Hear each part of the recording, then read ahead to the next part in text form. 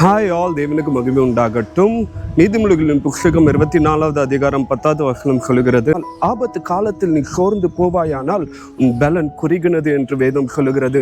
இன்றைக்கு நம்மளுடைய வாழ்க்கையில பார்த்தீங்கன்னா அநேக காரியங்கள் நம்மளுக்கு நேராக வருகிறதை நாம் பார்க்கிறோம். அநேக பிரச்சனைகள் வரத்துல நாம் எப்படிப்பட்டவர்களாய் காணப்படுகிறோம்? சோர்ந்து போனவர்களாய் காணப்படுகிறோம்.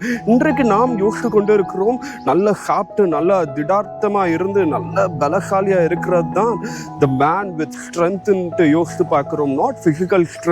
இன்றைக்கு நம்மளுடைய வாழ்க்கையில அநேக பாடுகள் வரக்குல நாம் தைரியமா இருப்பது தான் நாம் எப்படிப்பட்டவர்களாய் காணப்படுகிறோம், பலம் உள்ளவர்களாய் காணப்படுகிறோம். வேதம் சொல்லுகிறது, ஆபத்து காலத்தில் சோர்ந்து போவாயானால் உன்னுடைய பலன் எப்படிப்பட்டதா இருக்கிறதா?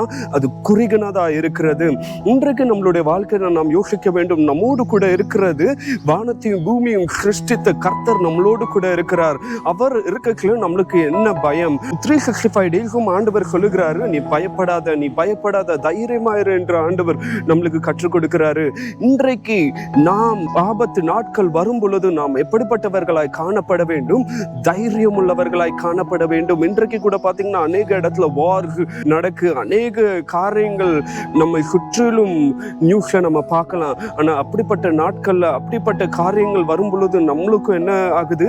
அநேக பிரச்சனைகள், இன்ஃப்ளேஷன் நம்ம சுற்றிலும் காணப்படுகிறது, ஃபினான்ஷியல் ப்ராப்ளம்ஸ் வருகிறது. அப்படிப்பட்ட நாட்கள்ல நாம் யோசிக்க வேண்டும், நம்மோடு கூட இருக்கிறது யாரு? வானத்தையும் பூமியும் படைத்த தேவன் நம்மளோடு கூட இருக்கிறார்.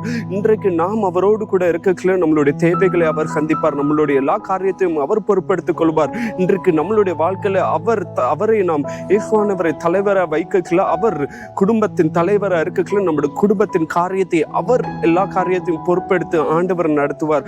எதை குறித்தும் கவலைப்படாதிருங்கள், தைரியமா இருங்க. வேதம் சொல்லுகிறது, ஆபத்தின் காலத்தில் சோர்ந்து போவாயானால் உன் பலன் குறுகினது என்று. இன்றைக்கு நீங்க தைரியமா இருங்க, ஆண்டவர் உங்களோடு கூட இருக்கிறார். கர்த்தர் தாமே உங்களை ஆசீர்வதிப்பாராக. ஆமென்.